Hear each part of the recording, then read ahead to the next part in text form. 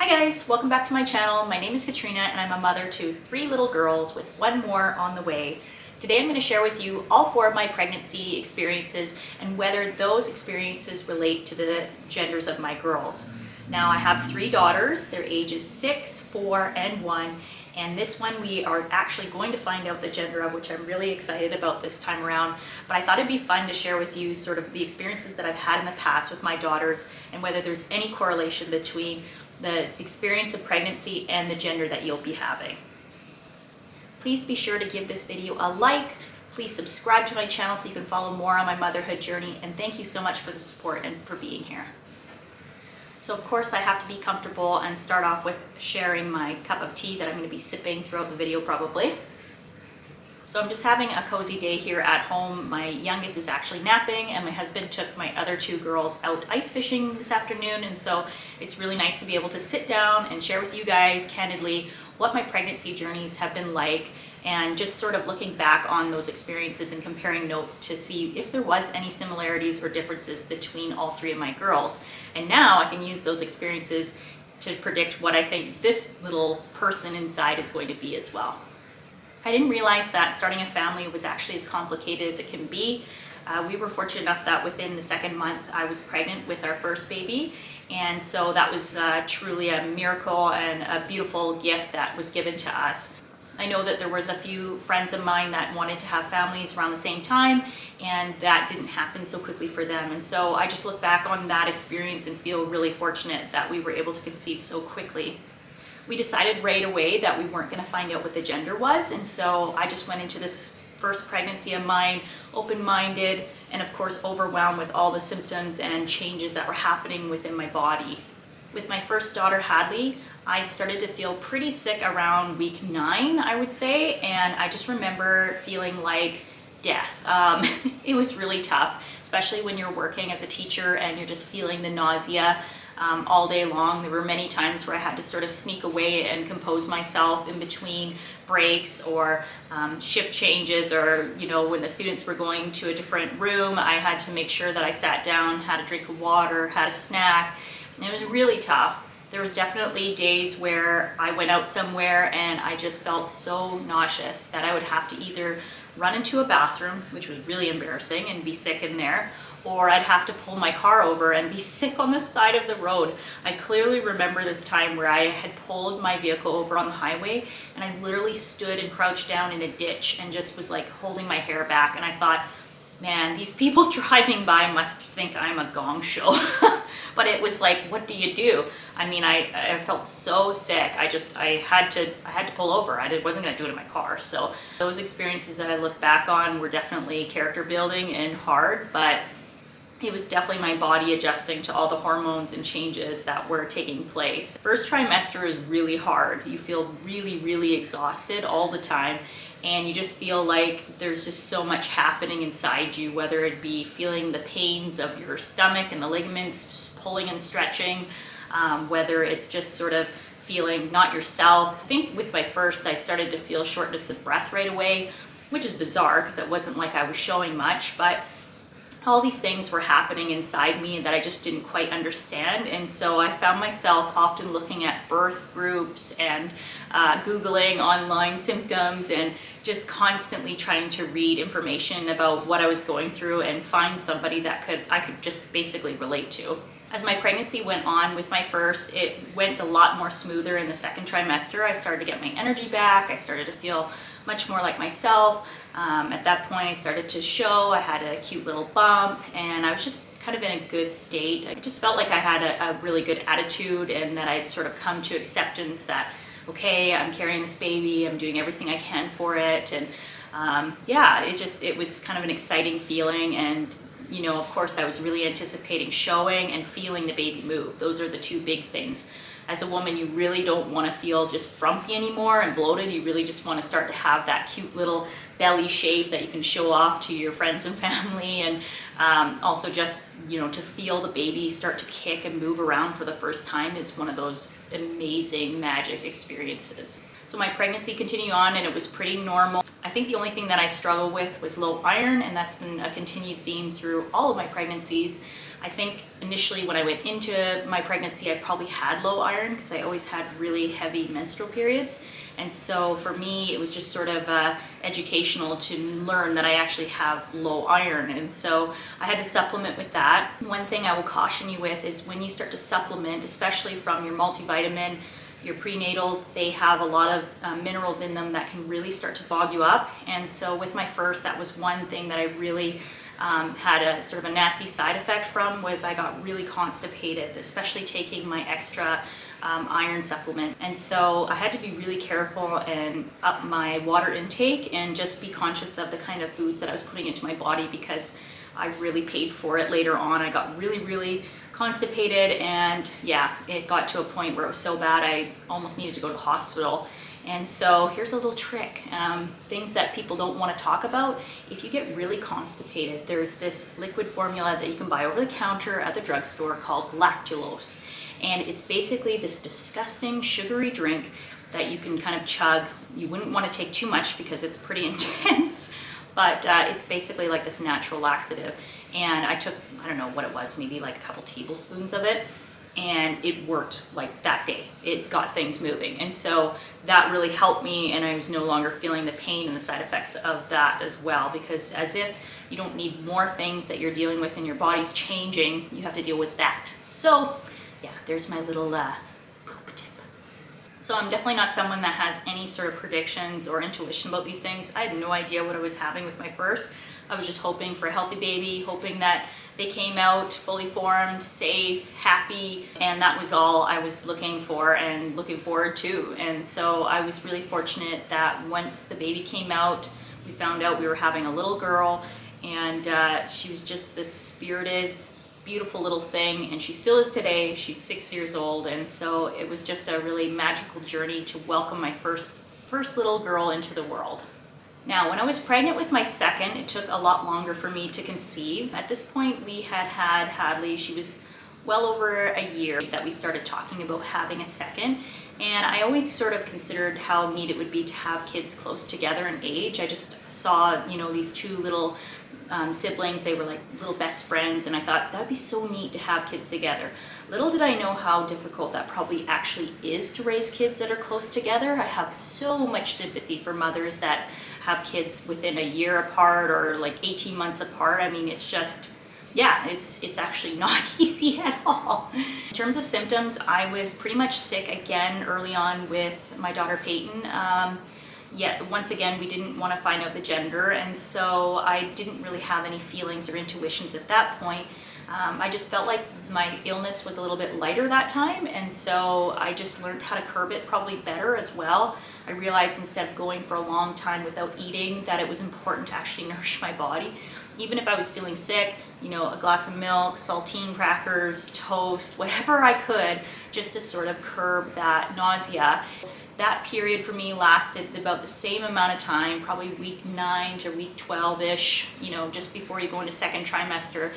I was feeling pretty ill. The hard part too is when you have already another child to care for and then you're feeling sick, that just compounds the fatigue. So all the luxuries that we take for granted in our first pregnancy, where maybe we can have a little afternoon nap, this time around, I just didn't have the time. I had to look after this other little person, and I was a stay-at-home mom at this point, and so it was really hard to find time to feel sorry for myself or even just to sit down because I was chasing a little toddler in the mix. Now, was there any differences?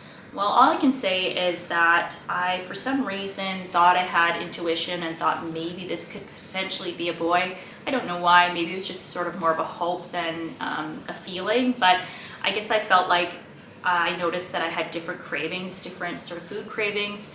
I know with my first, I had a lot of sweet cravings. I craved desserts and sugar and lots of fruit. I ate lots of citrus fruit, and of course, naturally, I was pregnant with some of my girlfriends, and so we compared notes, and it was funny. It was like, okay, are you craving oranges? Yeah, I'm craving oranges. Or are you craving this? No way, I'm craving that. And with this one, I started to think in my head and probably looked into a little too deeply that maybe this was a boy because I was craving savory things, or maybe I was more into salty things like chips. And in retrospect though, I'm gonna be honest with you, I'm pretty sure that I craved all of those things. I crave salty, I crave sweet, it just depends on my mood. And so I don't really think that there's sort of cravings that are attached to a certain gender. Call me wrong, you might have other moms out there that say, oh no, I crave this with this pregnancy and I crave it. Well, for me, it was pretty much the same both times around, same cravings, same symptoms. And the only funny thing I remember craving, I think it was with my first, was one night I requested to my husband that I really needed a root beer milkshake, AW. And I just wanted this milkshake so bad. Of course, my husband tried to appease me. He went down, he tried to get one, and then of course the machine was broken. So you can imagine how this pregnant mother felt when he came home and he didn't have the right milkshake. Poor guy. Oh, the things that husbands have to deal with, I feel for them because they're just not in this zone. They're not pregnant. They don't have the same understanding hormonally. Yeah, it's hard for them, right? They're trying to help and support you any way that they can, but they don't really know what's going on in here. They don't really know what's going on in here all the time. And so, yeah, he did his best, but it wasn't root beer, and I was pretty miserable after that. So with my second, she was a wonderful pregnancy. Everything went fine again. I tested negative for all the tests, and things were just kind of ticking along. Second trimester was bliss. I had my energy back. I felt more normalized, and it was easier to sort of chase my daughter around and be present with her. And of course I had a lot of anxiety going into delivery day, just because I had already had my first experience with birth. And as most women know, birth is not a walk in the park. And so I definitely had more anxiety second time around, but I also had this sort of a peace in knowing what it's like. And so I could kind of look back on that experience, and it gave me a little bit of comfort and reassurance that, okay, if I'm gonna go into labor naturally, this is what it feels like. And I kind of get an understanding of the first, second, third stages. So when we got pregnant with our third, we were all just sort of thrilled, shocked, excited. We definitely knew that we wanted to have a third child, and we thought that that was gonna be our last. And so it was just a really exciting feeling, especially to tell our girls and just to be able to share with our family. And then of course the conversation started going, you know, is this gonna be your son? Is this gonna be your, you know, your third little girl? What's it gonna be? And so there was a lot of discussion around that. And of course, a lot of people were wondering if we were gonna find out if we were having a girl. But because we just love the joy of finding out in the end, we decided to wait, and it just made it all that more exciting. Yeah, with my pregnancy with Paisley, this wasn't my first rodeo, so of course I just felt prepared this time and more equipped for pregnancy number 3, and sort of a lot of the worries that are associated with pregnancy sort of dissipated for me, because I just felt like I had my experiences with my other 2. And so once you have those experiences, just like when it comes to raising kids, you start to relax a little bit more. You realize that you've been able to adapt and grow and learn through the process. And so I just sort of trusted my body more this time. And yeah, and I just sort of accepted the fact that, you know, I needed to look after myself, take care of my kids, and the rest will unfold as it needs to. There was basically no differences in this pregnancy as well. So then I started to really think that this was probably another girl. Not that I really knew, but I just sort of had this weird inkling, only because, yeah, all my pregnancies have been very much the same. And so, of course, you know, you get talking to people, family, friends, and they're weighing in and, oh yeah, you're definitely having a girl this time because, oh, you know, you had the symptoms, and oh, your stomach looks this way, you're carrying this same way. And I mean, my body literally just carries babies the same way because that's what my body does. Do I think it has anything to do with the gender? Likely not. I think it's just every woman is different. You know, the symptoms that come with pregnancy and labor are going to be your own experiences. We can kind of learn from one another, and hopefully it's good to share in a platform like this and relate to one another. But at the end of the day, your experience is going to be different than my experience. And so I just find it more interesting than anything else. I don't know if you're like me, but I am obsessed with birth stories. I love looking at videos and listening to other people share their symptoms and what they're going through, because it just gives us a little bit of peace. You're part of this sort of special group for 9 months, and sometimes you could be in your own bubble. You don't know anybody else that's pregnant, and you don't have anybody that you can maybe share ideas with or experiences with. And so you go online and you go onto YouTube or social media and you look up stories and experiences of other women that are going through the same thing you are. And it just, I don't know, for some reason it just gives comfort. It distracts our brain from all the things we could be thinking about, and hopefully that this is more of a positive outlet for you and gives you a little bit of relief going through this whole process. It can be hard on your self-esteem sometimes, and especially when you see women online posting pictures and they don't look like they've gained a pound, and they just have this like beautiful big round bump, but that's it. Their legs, their arms, their face, nothing has changed. And I find that really difficult to see sometimes, because I know myself, my body, everything changes, you know, like I gain weight in all different areas. And so you really have to go through a mental process of accepting and loving yourself, along with accepting and loving the life inside you. And that's one thing that I've had to really learn through all my pregnancies, and even being pregnant with my fourth, I'm still telling myself, you know, to learn to love your body, to accept what it's doing. It's a miracle that we can grow human beings, that we can have babies. And so I just need to learn to be appreciative of that and not get focused and caught up on what others are doing, and learn to see more beauty in myself the way that I hope others do with one another. I never look at a pregnant woman and think, oh, look at her and her flabby arms or something. But yet that voice will come into my head when I look at myself in the mirror. You know what I mean? So it's been a process, and I'm just working on it every day, and hopefully I'll get better about it. Especially having 3 daughters, I really want to push the point of having a lot of love and respect for your own body, to see that they are beautiful people, that their souls radiate from inside out, and that I do think that they all are gorgeous looking girls, but I really want them to understand that that's not their value, that their value comes from within inside. And so therefore I've got to model it too, right? So how has my 4th pregnancy been different? Let me think about that. So this pregnancy has definitely been the most clear in my mind, because after some time, especially I feel like with Paisley's pregnancy, my 3rd, it kind of gets to be a little bit of a blur. You're going through so many emotions, raising other children, definitely the fatigue compounds. And so sometimes I feel like my brain is just sort of mush by the end of the day. And when I actually try to think and put together ideas and thoughts, they're not always coming out. But that being said, this pregnancy has been really good so far. I must say it's been really nice to know that we're having a 4th. This 4th little baby is like what I like to call our wild card. I didn't expect to be pregnant when I found out. We had sort of discussed the possibility of having just 3 girls and being content with having our 3 daughters. And my husband started to look into possibly getting surgery. And so we were sort of coasting along there, free, not really thinking much about it. And we went on vacation, and that's when, by the end of the trip, that's when we found out that I was pregnant, and it was a total shock. Our reaction to it was so different than maybe how we felt with all 3 girls, because they were planned. And they took a lot of time and work, and you know, to find those positive pregnancy tests, and to know we were going to have our next, and then we we're going to have our next. And there was a lot of emotions involved. This one was so different, because when we found out, I didn't even know or expect that we were going to get pregnant, because I had been nursing my 3rd so much, especially all through the night. Just the idea that we had conceived was just like a shock. And the only reason I, of course, started to have feelings about this 4th was, of course, all the symptoms leading up to the pregnancy test.